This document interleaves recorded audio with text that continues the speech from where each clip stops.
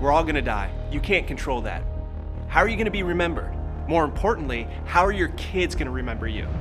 We've all got a God story, and a God story is a powerful story. If you neglect to tell yours, there will be consequences. Let's dive in with Kevin. His parents were first-generational Christians. Their story changed their kids' life and generations to come. I'm fascinated by stats. Graphs, maps, polls, metrics, and studies are totally my thing. I completely nerd out on them. I love looking at data to try to make sense of the biggest questions of our time. And one of those questions that I'm fascinated by is something you might be asking yourself. In fact, it might be the very reason why you're here. It's the question of, why does faith seem to be on the decline? You might be asking, how is it that previous generations had robust faith, and now it seems like we're seeing more and more churches close, and we're seeing secularism on the rise?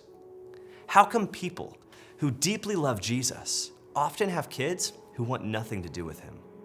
Why is it that for your grandparents, their faith was certain and it had deep trust in God, and yet you find yourself searching YouTube for answers? Here's the thing. Young people going on a religious walkabout in their 20s is nothing new. Social science has long shown that Americans drift from their parents' faith, but are typically drawn back when either they get married, they're entrenched in a career, life hits them upside the head, or they begin having kids of their own. But, and it's a big but, for the first time in modern history, even marriage, career, and kids aren't motivating people to return to faith. And the data doesn't lie. Faith in the West is definitely on the decline. In 2019, the American Enterprise Institute found that 17% of millennials weren't raised in any particular religion, which was up from only 5% of baby boomers. Similarly, they found that only 1/3 of millennials grew up attending religious services with their family, which was a huge decline when you learn that half of baby boomers were raised in some form of church.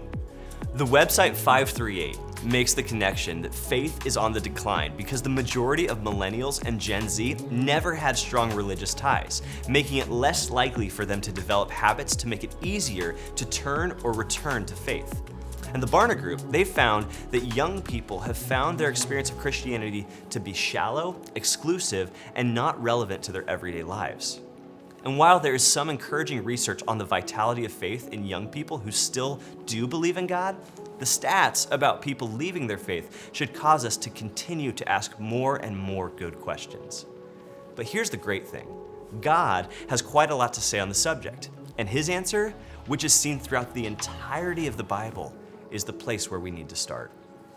God's answer is for you to remember what God's done, reflect on who he is, and this is crucial, intentionally pass on the story to others. If you were to open up the Bible and read through it, you'd be amazed at just how many times God told his people to pause and remember everything they'd seen and all God had done for them. God knew that people are prone to forget. We're often so focused on either dreaming of the future or feeling overwhelmed by the problems we face today that we rarely, if ever, take the time to pause, stop, and remember. And I believe that if we did, if we found ways to help us be reminded of who God is and what he's done, it would give us better handholds as we navigate both the present and the future. One important story of God telling his people to remember is found in the book of Joshua. It says this.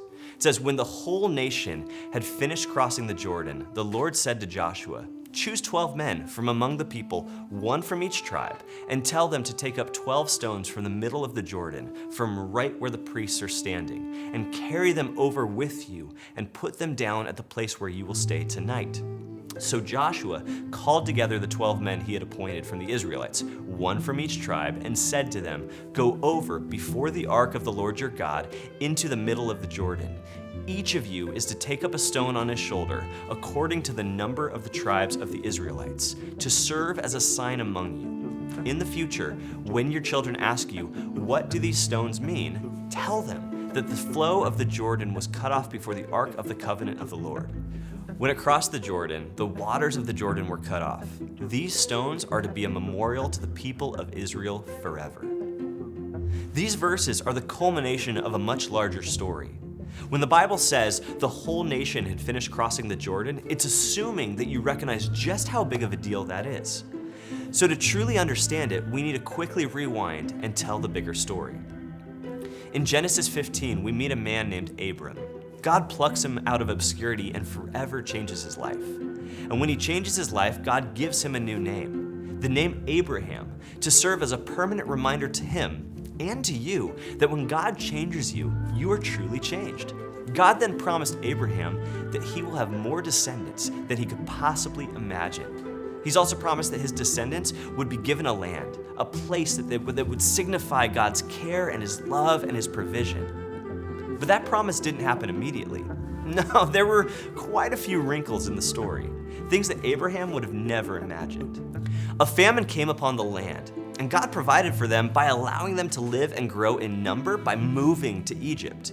But as they grew in number, they found themselves enslaved to the Egyptians. And after 400 years of captivity, God raised up one of their own, a man named Moses, to lead them on a journey from slavery to freedom in the promised land. However, even that journey was filled with wrinkles.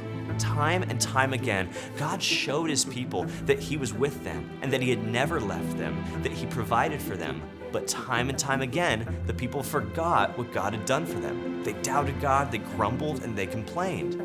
And because of their grumbling and because of their complaining, God, who continued to care for them, it's important, he continued to care for them, told them that their generation would not live in the promised land, but instead they would die out. And their children would be the recipients of the promise God made to Abraham and reaffirmed generation after generation after generation. So, when Joshua 4:1 says the whole nation had finished crossing the Jordan River, it was a really big deal. It was the fulfillment of a promise hundreds of years in the making. And because it was such a big deal, God doesn't just tell them to enjoy their new home. He first calls them, all of them, to stop, pause, and remember everything God had done for them. Think about your life.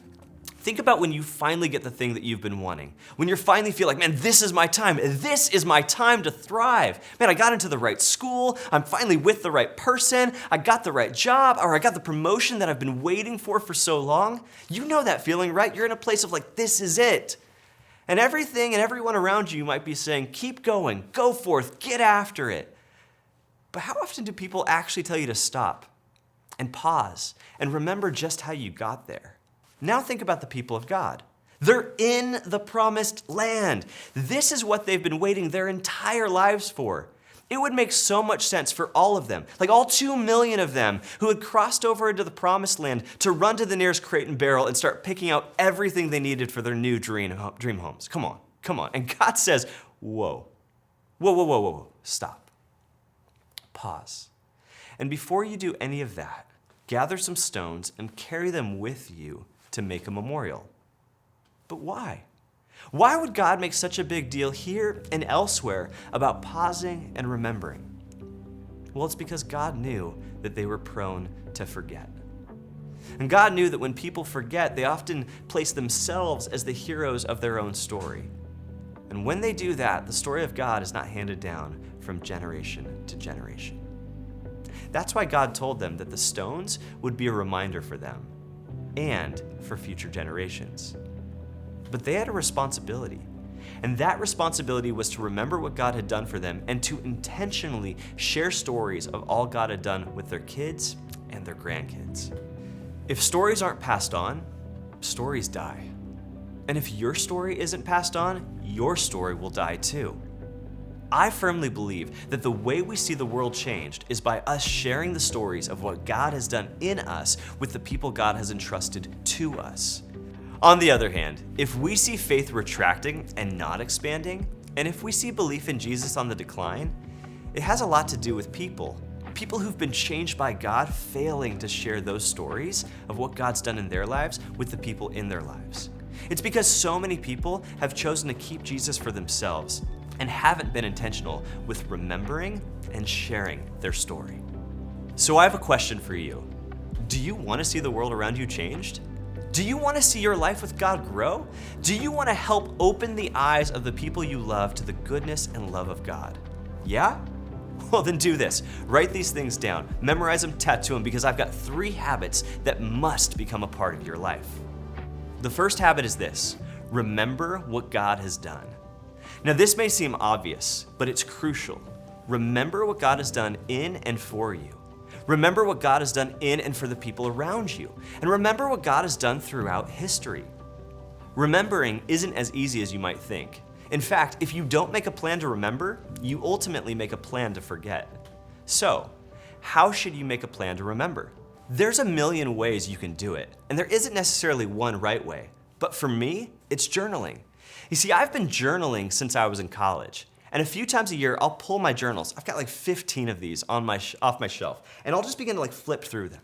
And every time I do, I'm reminded of what God has done that I otherwise would have forgotten. Just a little while back, I was reading through some of my more recent journals, and I started one of them back in March of 2020, like a week before the world completely shut down. And at the time, I was working 2 jobs. I was splitting my time between being a pastor here at Friends Church and managing caddies at one of the top 100 golf courses in America. It was awesome. But when COVID hit, my golf job was put on hiatus. And at first, it was supposed to be 2 weeks. And then 2 weeks turned into a month, and then a month turned into 2 months, and then 2 months ultimately turned into a whole year. And as I flipped back in my journal, I was reminded of the times in that year when I wasn't sure how my wife and I were going to make ends meet. I remember being so scared and unsure of how in the world God was going to provide.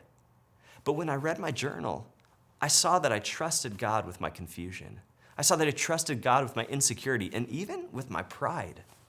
And I saw how God came through month after month after month. But if I didn't already have a plan to remember, if I didn't already have a habit of journaling, I'd surely forget the details of that story. And the next time I find myself in a similar situation where I need to trust God, I might forget that God's done it. He's cared for me in the past. And if I hadn't spent the last 14 years journaling, who knows how many countless stories of God's provision and care and love I'd also forget. That's why you have to. Man, you have to find a way to remember. Because if you don't, you'll surely forget. The second habit is for you to reflect on who God is. When you make it a regular rhythm of your life to stop and pause and remember everything that God has done, it will undoubtedly begin to shape for you a picture of who God is. You can read that God is loving, but until you remember the ways that God has actually loved you when you felt unlovable, you won't fully believe that it's true. You can hear someone say that God provides, but until you remember the ways and the times that God has provided for you relationally, emotionally, and even financially, it's hard for you to trust and rely on God to provide for you in the future. You see, I know that God heals because I've read it in the Bible, but I also know God heals because I've experienced it in my own life. I know that God forgives because I've been forgiven by people who've experienced the forgiveness of God for themselves. But the only way you'll truly be able to reflect on who God is, on His character, is for you to intentionally create space in your life to do so. Reflecting doesn't happen on its own. You have to choose to create space to reflect. The third habit is for you to pass on the story to others. When you take time to remember all that God has done for you and then reflect upon God's character, His qualities that never change, it can be easy to keep that story for yourself. But you have a story that others need to hear. And since you have been given much, you need to give it away. You need to pass it on to the people that God has placed in your life. If you've been a part of countless Bible studies, or you listen to podcast after podcast after podcast, filling your mind and your heart with stories of God, but haven't chosen to intentionally share what you know about God and what you've experienced of Him with your kids, your nieces, your nephews, your coworkers, your friends, can I be blunt and ask you why not? What's holding you back? If this isn't part of your regular rhythm, it can seem a little bit intimidating, but I believe in you. And my guess is that in just about every conversation you have, every talk, every chat, every opportunity you have to talk with people you love and you care about, you're already talking about the things that are happening in your life. So now, just start sharing the things that God has done and is doing in your life. And I get that maybe some of you haven't done this before. And maybe you're listening to this and you're feeling a little bit like, man, maybe I missed it. Well, I don't want to talk about the past and the things you haven't done. But I want to talk about the right here and the right now, because you have an opportunity to begin a legacy of faith for the people that God has placed around you. You see, my parents, they both came to faith as adults. They weren't raised in the church and didn't have faith passed down to them by their parents. They had to find their own way. But when they had kids, they took God's call to pass along God's story seriously. Like every opportunity they had, they'd always find ways to help my brother and me think about God. Every car ride from school, my mom would ask us, she'd say, "Hey, where did you see God working today?" And every Saturday, man, I love this and I remember it, my dad and I would go and run errands. And typically as we'd go and run errands, we'd stop somewhere, we'd stop and have a bite to eat, but it was never just about a bite to eat. He'd open up the book of Proverbs and we'd talk and he'd share with me the value of a life saturated in godly wisdom. And as intentional as my parents were to share their lives and their God stories with my brother and I, they were also intentional about surrounding us with others, a whole community of people who would also share their stories with us as well. It was such a gift that God used a plethora of people to shape my brother and me into the men we are today. And I recognize that my story isn't the norm. But if I don't steward my story and the stories that were passed down to me and pass them along to the people that I meet on a daily basis, and one day my own kids, well then those stories and my story are gonna stay with me. And the same is true for you. You have a story to steward, and you have a story to tell. And every day is an opportunity to pass it on to the people above you and below you, the people to your right and to your left. In the book of Ephesians, we're told to make the most of every opportunity. So do just that. Make the most of every opportunity put in front of you, and see what God does to change the world around you. In the book of Joshua, God called his people to remember and to pass the story along. It's something we all need to be reminded to do in our lives as well. But the story, sadly, doesn't end on a happy note. You see, the people who God specifically told to remember didn't choose to pass it on to the next generation. And the next generation ultimately paid the price. Judges 2:10 says, "After that whole generation, the generation that came into the promised land, had been gathered to their ancestors, another generation grew up who neither knew the Lord nor what he had done for Israel. Then the Israelites did evil in the eye of the Lord and served other gods." If you don't make a plan to remember, you make a plan to forget. And if you don't pass on your story will die with you. So today, resolve to make the most of the time God has given you. Make the most of the relationships you have.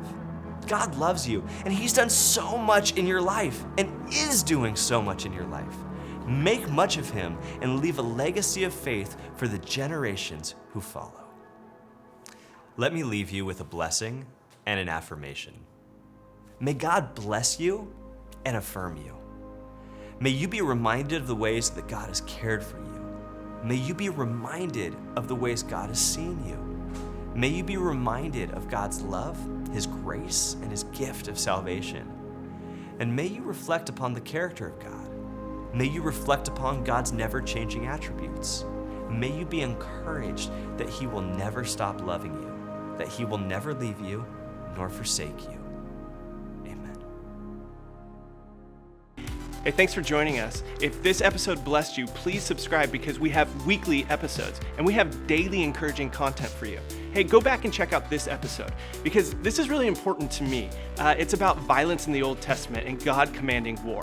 And right now with what's going on in history, I'm really uncomfortable with this. However, we get into it and there's some great questions and great answers in this episode. So please take a look.